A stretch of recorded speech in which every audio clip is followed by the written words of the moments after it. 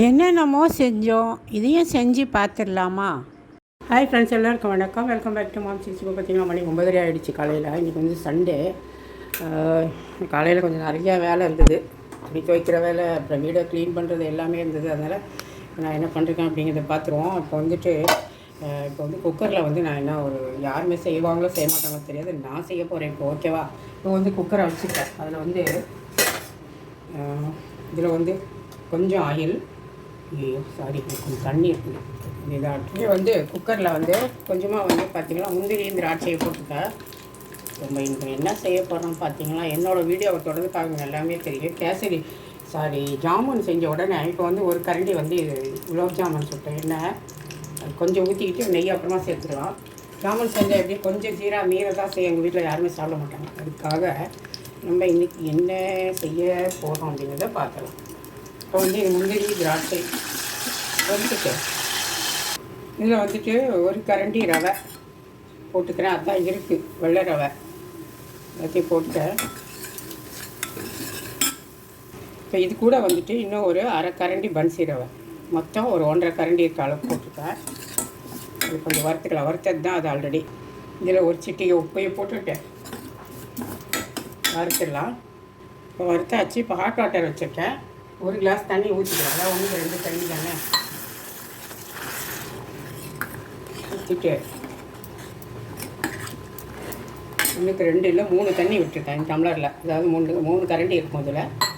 இப்போ இதிலே வந்துட்டு நம்ம இந்த ஜீரா இருக்குது, ஜாமுனுக்கு வச்சுருக்க ஜீரா, அது பார்த்திங்கன்னா 1 கரெக்டாக 2 கரண்டி இருக்குது.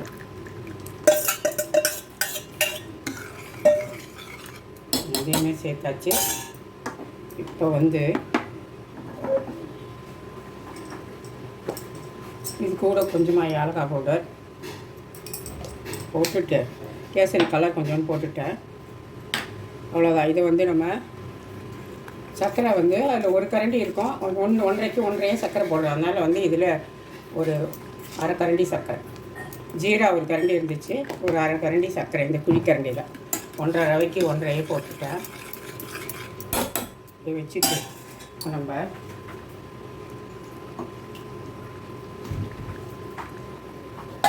இதை அப்படியே க்ளோஸ் பண்ணிடலாம்.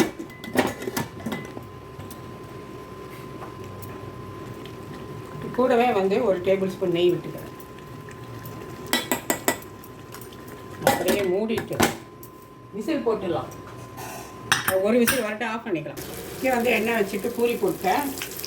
ஏன்னா இப்போ கொஞ்சம் தான் மாவு இருந்தது, அதனால் அந்த மாவை பூரியை போட்டு அதுக்கு சைட் டிஷ் பண்ணிவிட்டு இன்னும் வந்து ஜாமுன் பண்ண ஜீரா இருந்துச்சு, குலாப் ஜாமுன், அதில் கொஞ்சம் கேசரி செஞ்சாச்சு காட்டினேன். கேசரி எப்படி வந்து பார்க்கலாம். பூரியை சுட்டு எடுத்துடலாம் ஃபஸ்ட்டு. இங்கே வந்து பூரியெல்லாம் சுட்டு எடுத்துட்டேன். இது வந்து குக்கரை ஓப்பன் பண்ணிடலாம். உலகத்திலேயே முதல் முறையாக குக்கரில் கேசரி செய்த பெருமை வந்து என்னையே சாரும்னு நினைக்கிறேன். நீங்களும் இந்த மாதிரி ட்ரை பண்ணி பாருங்கள். நானே இது ஃபஸ்ட்டு ட்ரையல் தான். இங்கே பாருங்கள், செம்ம சூப்பராக வந்துருக்குது. நீங்கள் கலர வேண்டாம், கிண்ட வேண்டாம், கவலையே இல்லை. அதான் ஒரு பங்குக்கு கண்டிப்பாக 3 பங்கு தண்ணி வச்சுக்கோங்க. அப்போ தான் வந்து குக்கரில் வைக்கும் போது நல்லா செண்டு மாதிரி வரும்.